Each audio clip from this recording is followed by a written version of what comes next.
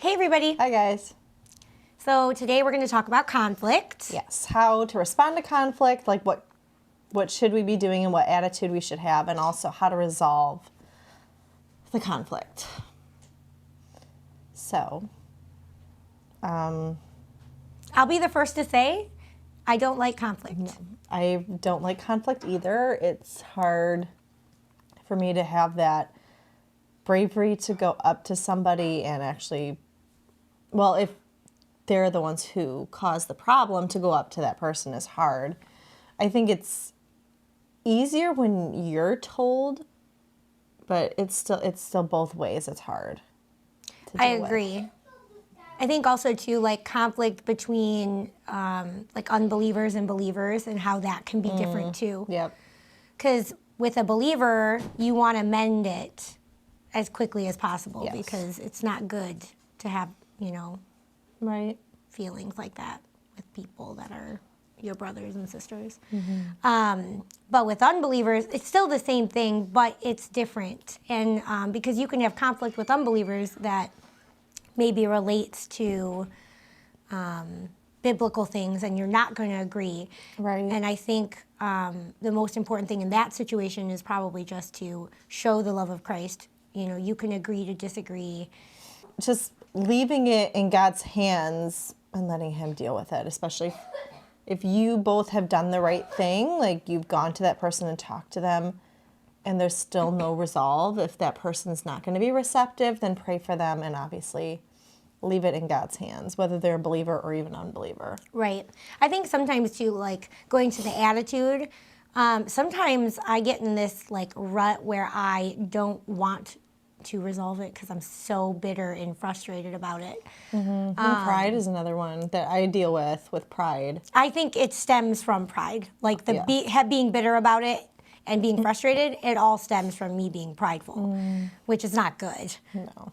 But at some point, it is very healthy to get past that. Right. It is. It is healthy to get past that. So, like, how to resolve. Well, first, if there is like a pride issue or bitterness or like anger or something, it's best to take a step back before you say something, because it's like I've probably been in conflicts where I probably said the very wrong thing because I was so in that emotion that everything came out wrong and made the situation worse. That makes sense. Assess yourself first, or examine yourself first. Pray about it. Make sure you're in the right place with the Lord, and then go to the person. And that's for me. I need that. I need to be able to process my emotions before I go up and talk to the person.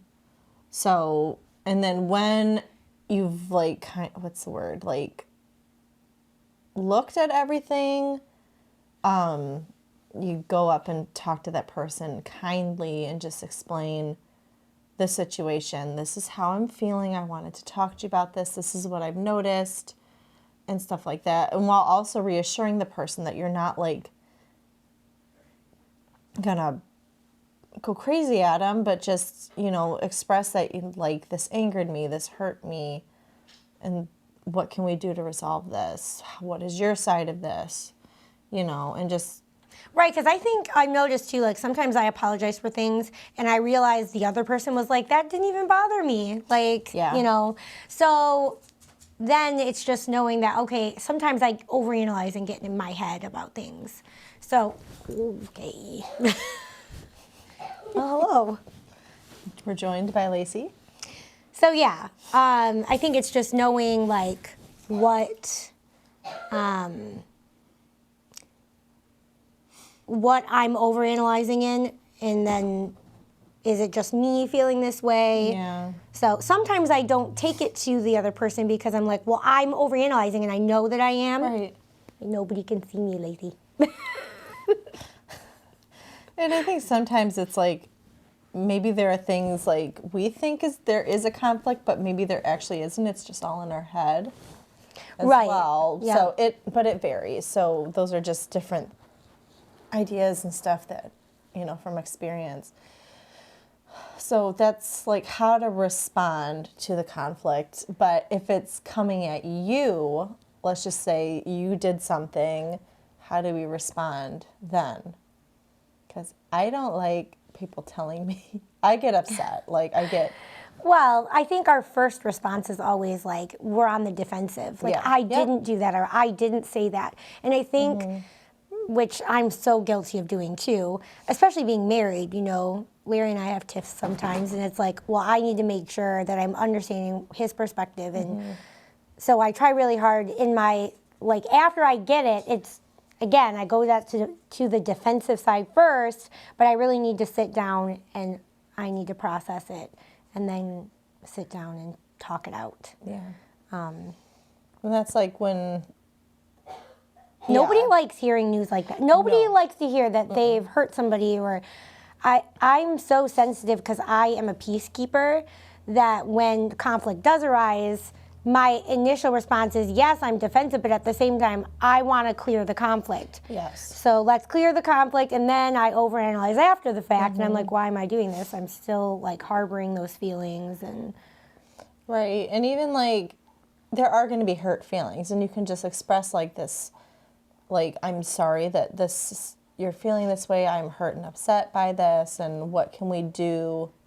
And sometimes you might even need to take a step back and say, I need a minute to process this, and then I'll come back and obviously keep which praying. I think is fair because, right, we've had the time to process it. And then when you take it to somebody, we're not giving them time to process.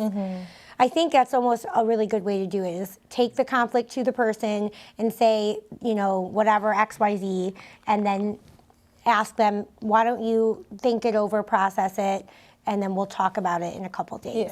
Because then it gives them some time to process it and figure out. Sometimes, like I said, though, it's like it's not even an issue with them. So if it isn't, they'll just say, oh, I don't need time to process. It's totally fine. Right. But there are some people who will say, oh, I do need time to process this. Let's talk in a couple days.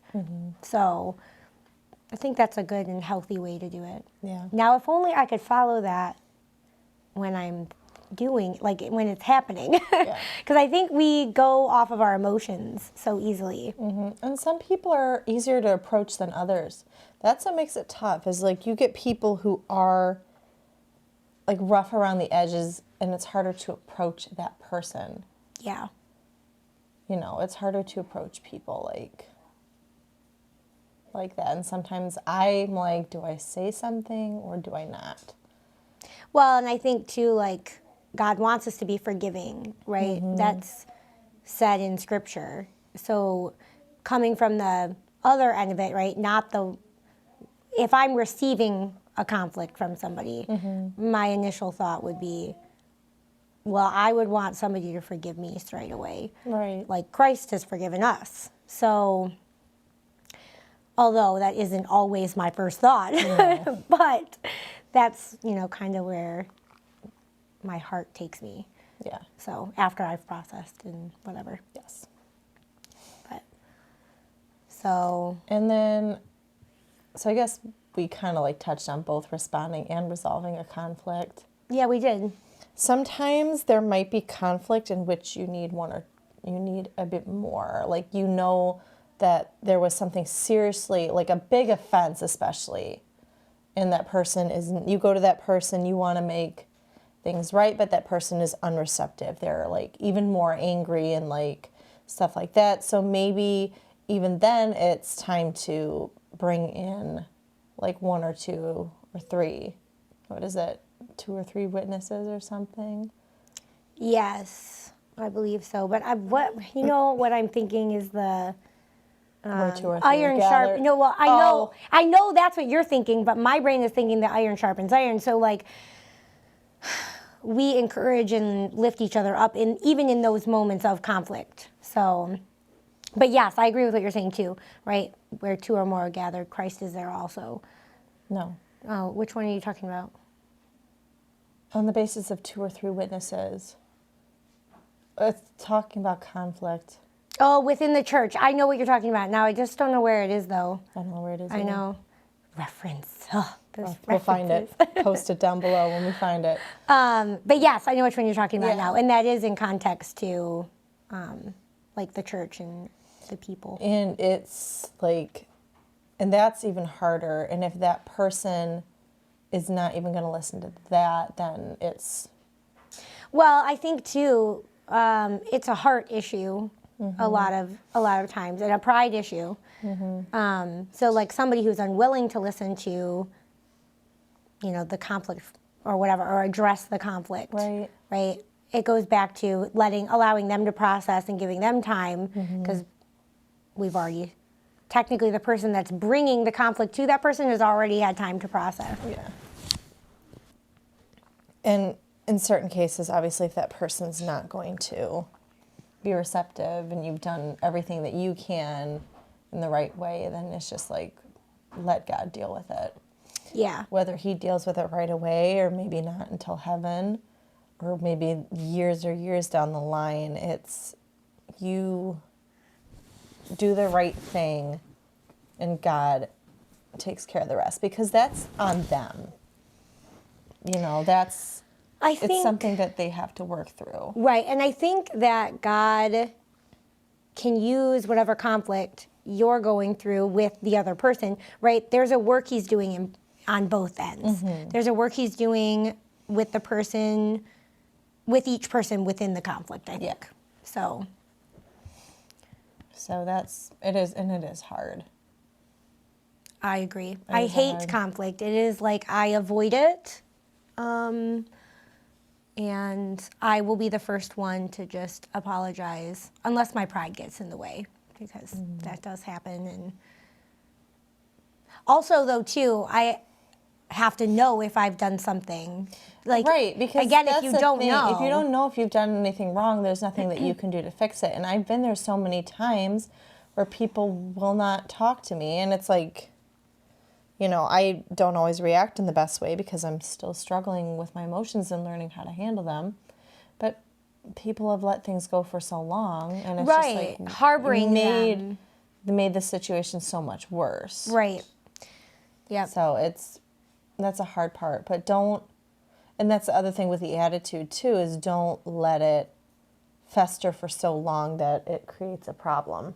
I think too, it would be good, and I don't do this enough, but if I know I'm going to be sitting down with somebody and having a conversation with them about a conflict, it's so good, I think, to pray beforehand, with the person, and just bring the Lord into the moment and just soften the hearts of the people involved. Right. But again, I don't do that enough either, I think even just with my husband, doing that with Larry and making sure that's our first go-to thing, and then talking about, okay, these are the frustrations that we have. So. And I think I did that with Dino. We were both there was a conflict and I didn't even realize, and he brought it up to me. I was hurt, obviously, and we both had to go through some hard emotions. But we talked through it, and that was the thing. It's we both had to calm down and then talk about it, and we were able to work through it because we were talking. Once you shut that other person out, then things become worse. Yeah, I agree. So that's even in marriage or any friendship that you have.